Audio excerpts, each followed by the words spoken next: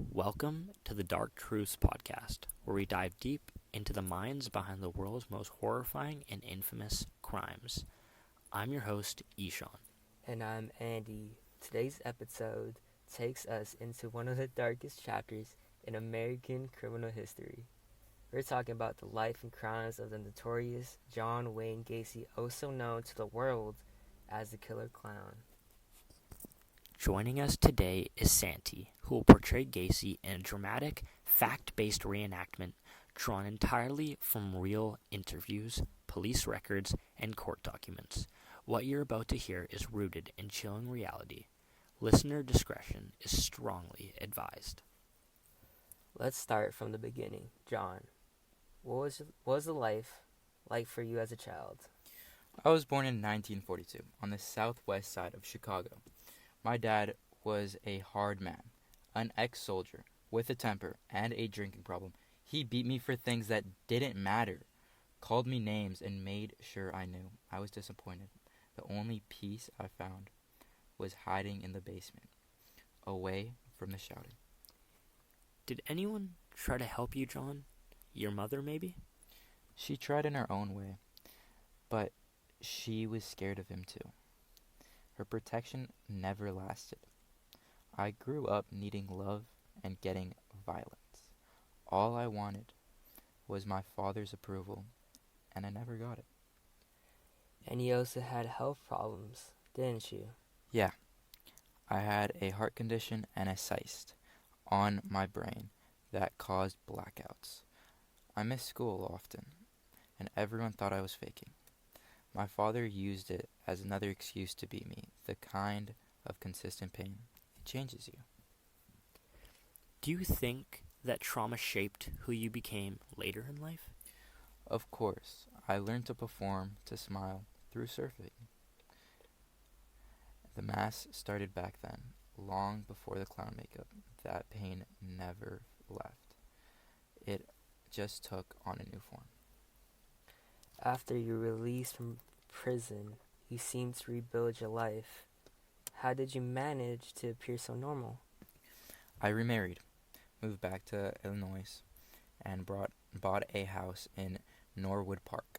I started BDM contracts and worked hard to build my reputation. I volunteered, threw block parties, and played Pogo, the clown, at parades and hospitals. I became a fixture in the neighborhood, a trusted face.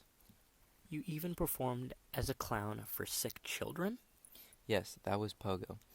I put on that suit, the makeup. It was my second skin. Nobody thinks twice about a clown, but that disguise let me hide everything underneath. So, behind that smile, There was control, rage, fantasy, and a deep need to dominate, to erase the powerlessness I felt as a kid. Let's talk about your first murder. When did it happen, John? January 1972. A kid I picked up. Things got out of control. It was violent, fast. The fear, the thrill, it was overwhelming. After it happened, I panicked and buried the body under my crawl space. was there guilt afterward? At first, yes. I couldn't sleep. I kept hearing noises, but the fear faded, and in its place came a twisted sense of satisfaction. That's when I knew it wasn't going to stop. And so it escalated.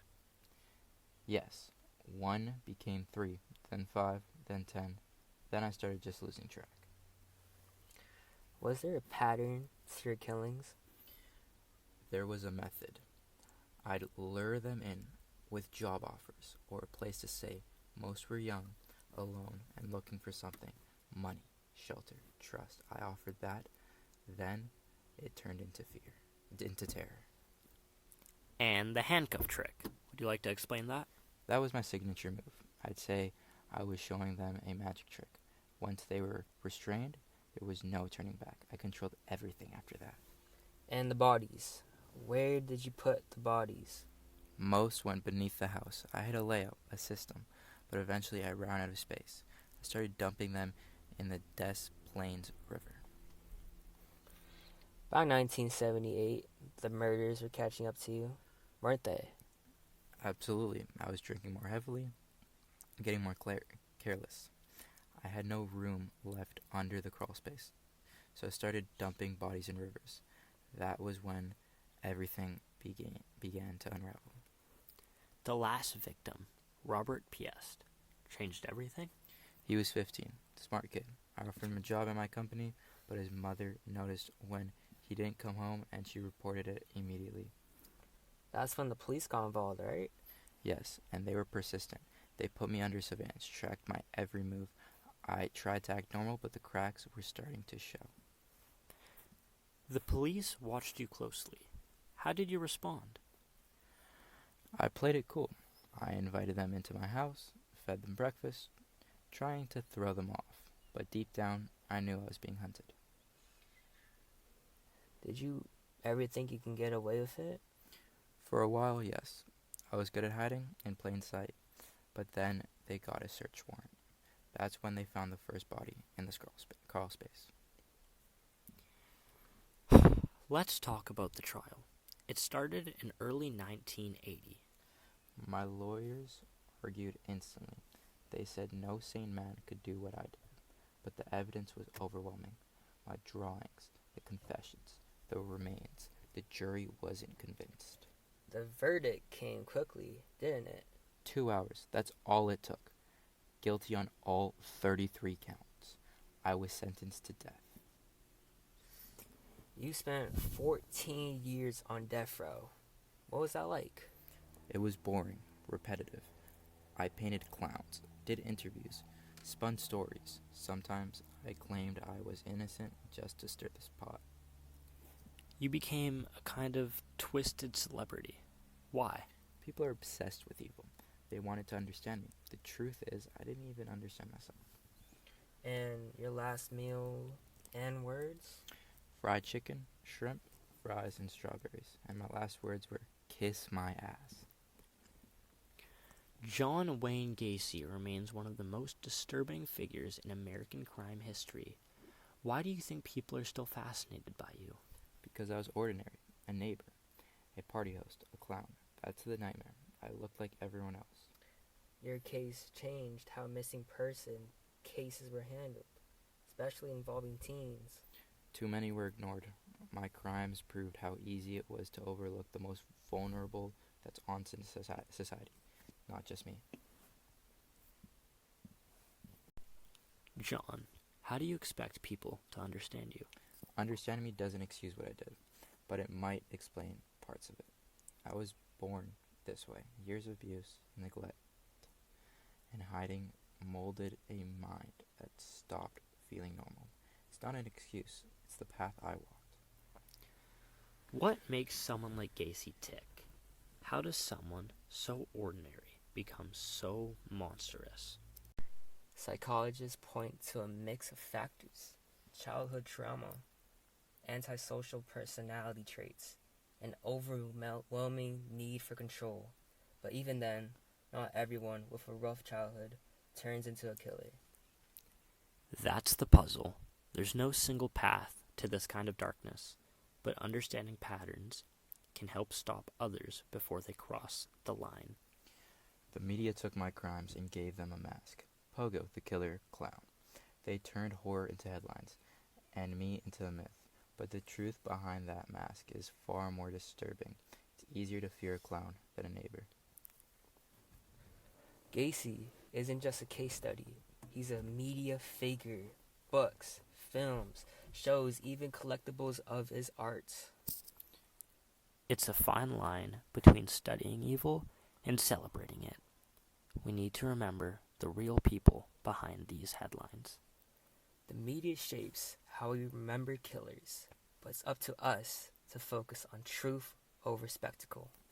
I knew their faces, their names, at least at first, but I tried to forget them. They deserve to be remembered, not hidden in a crawl space or rivers. I erased them, and that can't be undone. But remembering them now might matter. More than 40 years later, many of Gacy's victims have been identified, but some haven't. Families still wait for closure. DNA technology is helping, but it's slow, painful process. Each victim deserves a name, a face, a story. That's how we honor them. Back then, no one followed up on missing boys. If they didn't have family looking, I exploited that. I watched the system fail again and again. That failure let me keep going. Gacy's case changed how missing persons cases are handled, especially for teens. Today, there's more coordination between agencies, better use of databases, and more pressure to take runaway reports seriously. But there's always room to improve. Every delay can cost lives. I was everyone's favorite neighbor. I hosted barbecues, lent tools, smiled for pictures. No one wanted to believe someone like me could do something like that. That's what made it so easy. Neighbors often suspected something, smells, noises, but never acted. Community's awareness is crucial. We must break the habit of staying silent. But if something feels off, report it. It can save a life. Some of them got away. They knew what I was capable of, but not all of them believed their courage. Speaking up, surviving, that's what cracked the illusion. Not everyone Gacy lured in was killed. Some escaped, and their voices mattered. Their stories help fill in the gaps and remind us of the human impact. They're not just survivors, they're witnesses, teachers, and heroes. If I had received help, if someone saw the warning signs early, would things have turned out differently? I don't know. But we don't ask the question enough. Sometimes punishment comes too late. Does our system do enough to prevent people like you, John, from slipping through the cracks? Justice is more than a punishment. It's prevention. I've seen my name on t-shirts, in horror movies, in memes. It's serial. People remember the clown, but not the boys. That's where the pain sits.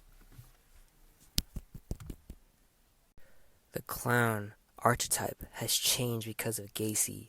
Horror movies, Halloween costumes, even jokes, they all carry a shadow now. It's a strange legacy to turn joy into fear, but it speaks to the power of public memory. The question is, what do we choose to remember? There might be more.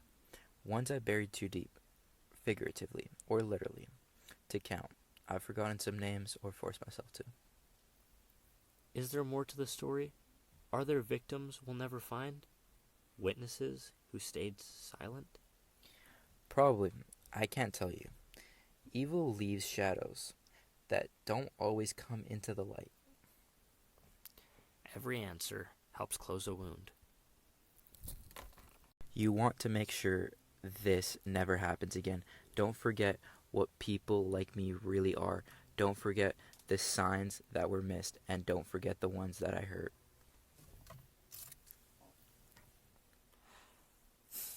Thank you for coming, John. Yeah, of course. I must go now.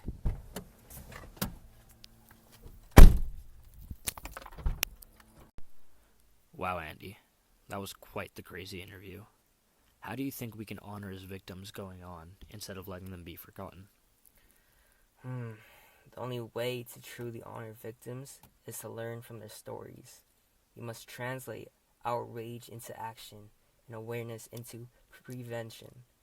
This means holding systems accountable and demanding more from our institutions. Silence and apathy are not options. We also need to support the organizations that are already doing the work. Groups like the National Center for Missing and Exploited Children and the DOE Network help families find justice. Rely on community support, donations, and volunteers continue their life-saving missions.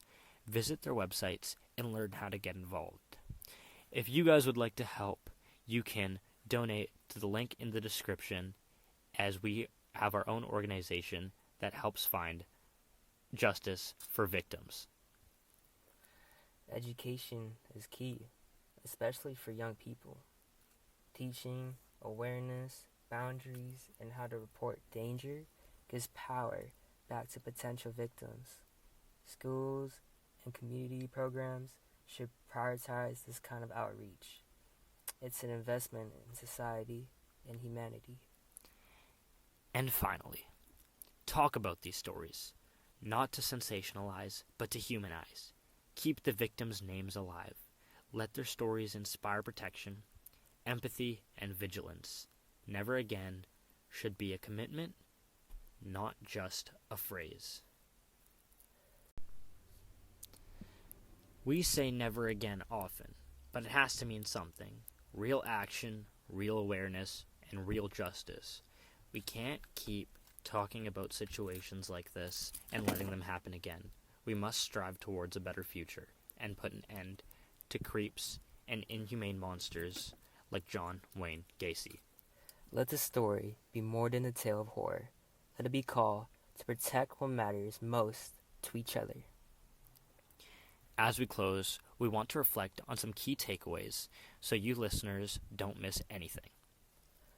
How do people like Gacy blend into communities so easily? Why are some victims ignored until it's too late? What signs do we miss? And how do we do better? Victims are easily ignored because the public acts to care, and in reality, they do nothing. Sometimes, instead of pretending we care and pretending something is such a big deal, we make it a big deal ourselves and take matters into our own hands. If you'd like to see this conversation carry forward, visit our class page for resources, questions, and continued discussion. Remember, evil doesn't wear horns. Sometimes it smiles, sometimes it laughs, sometimes it hands you a balloon. To everyone that's listening to this podcast, thank you. Until next time, stay aware, stay curious, and never stop asking questions. This is Dark Truce. Catch you later. This message is Isha Nanji approved.